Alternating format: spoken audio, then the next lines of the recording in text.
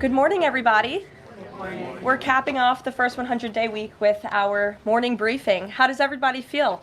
You like the morning briefings? Okay, we do too. That's why we're doing them. It's good to see all of you. I brought a friend out here today who's happy to take your questions, but first, some remarks. At 11 o'clock, President Trump will participate in a National Day of Prayer event where he will invite Americans of all faiths across the country to join him in asking for God's continued blessings over our great country. During the event, the president will sign an executive order establishing a Religious Liberty Commission. Later today, President Trump will travel to the University of Alabama to deliver a commencement address to the graduating class of 2025. Last night, we saw yet again why President Trump is our deal maker in chief. We secured a historic agreement to establish the United States-Ukraine Reconstruction Investment Fund. This is a first of its kind economic partnership for the reconstruction and long-term economic success of Ukraine that the United States will greatly benefit from. This partnership represents the United States taking an economic stake in securing a free, peaceful, and sovereign future for Ukraine. This partnership establishes a fund that will receive 50% of royalties, license fees, and other similar payments from natural resource projects in Ukraine. President Trump has been clear from the beginning. He wants the killing in this brutal war to end. This agreement shows how invested the president is in securing a truly lasting peace. To mark President Trump's triumphant first 100 days in office, we've detailed all week how President Trump has been hard at work delivering on the promises he made to the American people. And yesterday, the president once again showcased why he is the most transparent and accessible president in American history when he held his fourth open press cabinet meeting. Every cabinet secretary went into great detail, explaining how their respective agencies are making life better for American families and businesses. And then the president allowed all of you to ask questions on anything you wanted afterwards. One of the main reasons President Trump won nearly 80 million votes, swept all 7 battleground states, and received a resounding mandate from the American public is because of the contrast he presented during the campaign and continues to this day. Everything President Trump's agenda is grounded in one thing: common sense. While the Democrat Party went off the deep end and doubled down on pure craziness, President Trump pledged to restore common sense back to the United States of America. In a little more than 3 months, that's exactly what he's done.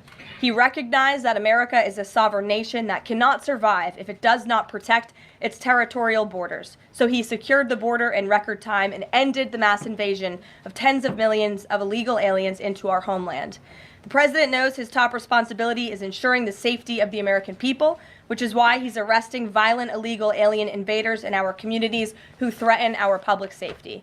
And it's unacceptable to President Trump to allow rampant waste, fraud, and abuse of Americans' precious tax dollars, which is why the president championed a historic DOGE effort that saved nearly $200 billion already. President Trump knows America is blessed with an abundance of liquid gold below our feet in the form of fossil fuels. So he ended Joe Biden's reckless war on American energy and is restoring American energy dominance to lower costs and strengthen our national security. President Trump believes Americans should be free to drive whatever car they want, so he ended Joe Biden's disastrous EV mandate and promoted true consumer choice. President Trump stood up for the Constitution's promise of colorblind equality before the law, so he terminated radical DEI preferencing and federal contracting and directed federal agencies to relentlessly combat private sector discrimination. DEI seeks to divide and pit Americans against each other based on immutable characteristics. President Trump put an end to it. In President Trump's America, individual dignity, hard work, and excellence are the only things that will determine if you get ahead. President Trump is a proud free speech champion, which is why he ended Joe Biden's trampling of free speech rights and the federal government's censorship of American speech on online platforms. The president believes college students have a right to speak their minds and go to school safely. Again, common sense. So he took bold action to protect Jewish American students from harassment by pro-Hamas radicals on their campuses. And President Trump knows that America's children are our future, and he'll never stop fighting for them. That's why he ended the radical, un-American indoctrination of children by eliminating support for divisive, radical gender ideology and equity ideology, and why the president protected parents' fundamental rights. And lastly, the president believes in fundamental biology. Isn't that something?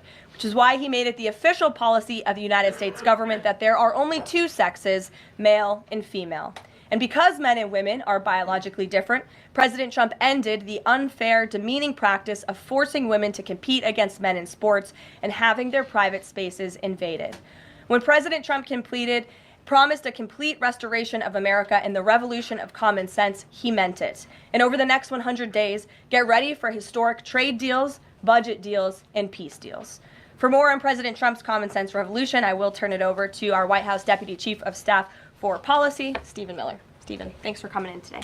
Thank you, Caroline. Great to be up here with you, and great to see so many familiar faces I've had a chance to get to know over a number of years as we gather this morning to continue our celebration of President Trump's unprecedented and historic first 100 days in office, what are without doubt the greatest 100 days to begin any American presidency in the history of this nation. This week you've heard about the historic actions President Trump has taken to secure our homeland, to secure our sovereignty, to secure our economy and our supply chains and our industrial base. Today, you're also going to hear from me about what President Trump has done to secure our values, our culture, and our way of life from the unwavering assault from the radical left and the communists and the Democrat Party.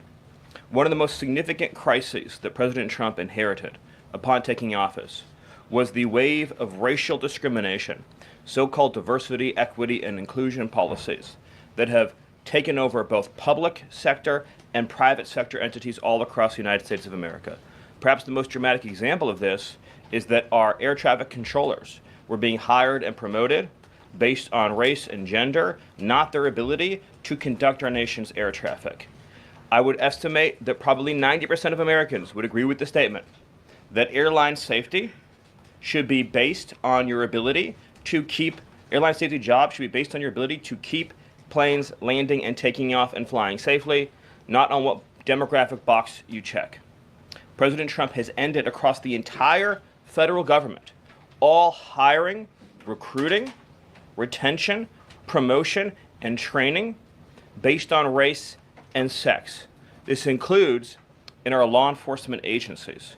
So again, when we took office, even in sensitive law enforcement, national security, and intelligence agencies, we were hiring individuals not on their ability to carry a weapon, not on their ability to keep Americans safe, not on their ability to conduct sensitive intelligence operations, but based upon race and sex. And obviously, that is unacceptable. It's going to be merit-based across the whole federal government. But this wasn't just the federal government. This was the private sector, and this was also, of course, our entire university and education system. So President Trump's Department of Justice, working with other departments and agencies, have made clear that this administration is going to fully enforce Title VI, Title VII, and Title IX of our Federal Civil Rights Code. Discrimination based on race and sex is prohibited by law, and this administration will vigorously enforce that. And companies, small or large, that violate plain text of federal statutes will face appropriate financial and other penalties. This administration is not going to let our society devolve into communist, woke, DEI strangulation. We are going to have a system of merit, which is not just a social and cultural issue, it's an economic issue. When you hire, retain, and recruit based on merit, as President Trump has directed, you advance innovation, you advance growth, you advance investment, you advance job creation, you create the best and safest product for all Americans. When a citizen goes to, say, a hospital in a medical emergency, they don't care what race or sex their doctor or their nurse is. They want the best treatment they can get in that emergency. When they're flying a plane or when they're on an aircraft, they want that pilot to be the best pilot, the safest pilot, not caring what that pilot's race or sex is. This applies across the whole government. In particular, looking at our university system, this administration has opened investigations into universities across the country for violating, we talk a lot about Supreme Court rulings, universities across this country are in plain and direct violation of the Supreme Court's ruling that affirmative action, as in racial quotas and set-asides, are illegal. Students must be admitted to universities on a color-blind basis. But we have demonstrated through clear evidence that our university system, including our medical schools, and perhaps particularly our medical schools, are engaging in race-based discrimination, racial set-asides, racial quota schemes, and other efforts to evade the Supreme Court's ruling, and again, the plain text of federal statute. So universities are on notice, and universities are already facing the financial consequences of their noncompliance with federal law. The clearest example that we're all familiar with, of course, being Harvard, which is engaged in repeat, systemic, and sustained violations of federal civil rights law.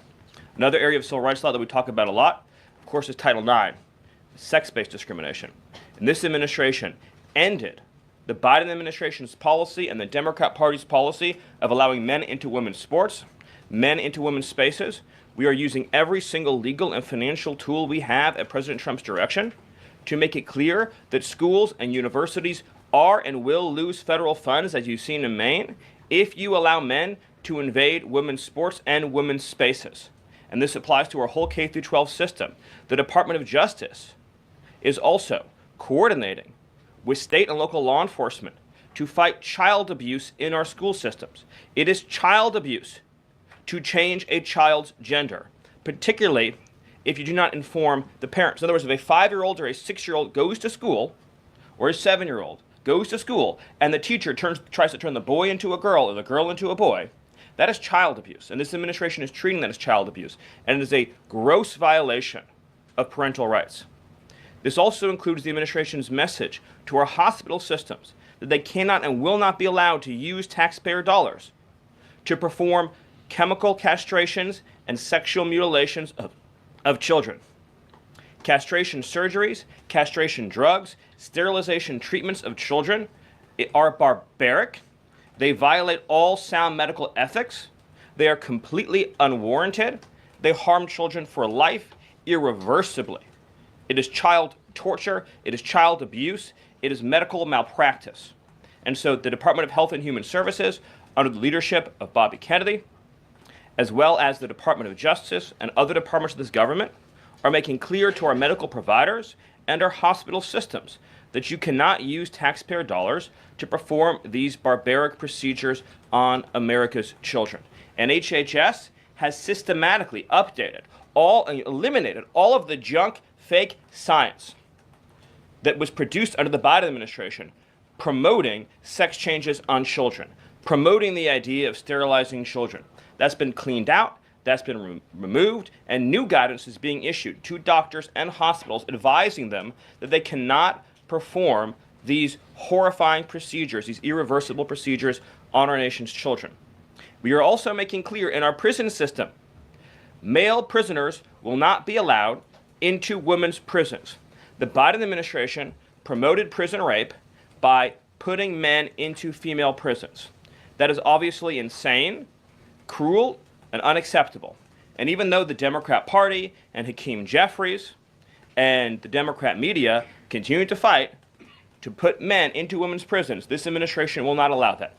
And will not allow men, as well, in our K-12 system, into women's private spaces and restrooms.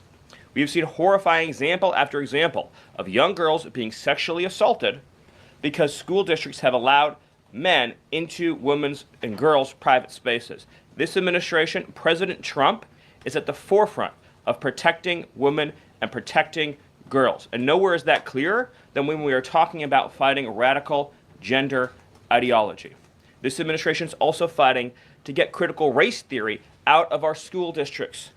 Children will be taught to love America. Children will be taught to be patriots. Children will be taught civic values for schools that want federal taxpayer funding. So as we close the Department of Education and we provide funding to states, we are going to make sure that these funds are not being used to promote communist ideology. For any nation to be successful, it cannot teach its children to hate themselves and to hate their country. So these are a few of the areas in which President Trump has fought the cancerous, communist, woke culture that was destroying this country, where we were led to believe that men were women, that women were men, that racial discrimination was good, that merit was bad, and that safety and physical security mattered less than the feelings of liberal ideologues. The president has also fought to return the Department of Justice to its core mission of protecting public safety and locking up violent criminals, instead of using the Department of Justice to target conservatives, to target Christians, to target people of faith. The last administration cruelly and shamefully used the power of the Justice Department to go after law-abiding Americans, in particular Trump supporters, conservatives, and Christians. That persecution has ended. The Department of Justice and the FBI are back in the business of going after bad guys, of going after gangs, of going after criminals, and keeping Americans safe. Let me just conclude before taking questions by noting that when you look at the sweep of the first 100 days, every single crisis that has afflicted America for years, sometimes decades, sometimes generations, this president has fought head on. He has taken on every entrenched power structure and system all across this government, this swamp, this town. That includes, of course, the DOGE efforts to slash corrupt, wasteful government spending, graft, and corruption, and to stop billions of taxpayer dollars from going to radical left NGOs. These are left-wing nonprofits that are used to advance illegal immigration, to advance open borders, to advance gender ideology, and to advance all of this insanity that has been turning our country in the wrong direction for so many years. President Trump took head on the trade crisis afflicting this country with the destruction of our manufacturing and industrial base, the shameful betrayal of the American worker by Joe Biden and the globalists that sent all of our supply chains overseas. He took head on the catastrophe of mass, unlimited illegal immigration that was turning us into a failed third world state, and achieved the lowest level of illegal immigration in recorded history without even a close second. He took on the economic crisis afflicting this country by reopening American energy, by defeating inflation, by lowering gas prices, by ending the onslaught and reversing the onslaught of federal regulation, by reopening coal, shale, oil, natural gas, and fighting now for the largest tax cut and reform, and the largest deregulation reform, and the largest energy reform in American history. These are just some of the things that have ushered in the new golden age, along with his fight to restore the peace that we had for 4 years under the previous administration before Joe Biden sunk this planet into bloodshed and war in the Middle East, in Europe, and rising tensions in Asia. President Trump, in every area of conflict around the globe, has been fighting to restore peace, security, stability, harmony. So he inherited an economic catastrophe, a border catastrophe, a public safety catastrophe, and a cultural catastrophe. And in every case, he has reversed those catastrophes and brought America into the new golden age.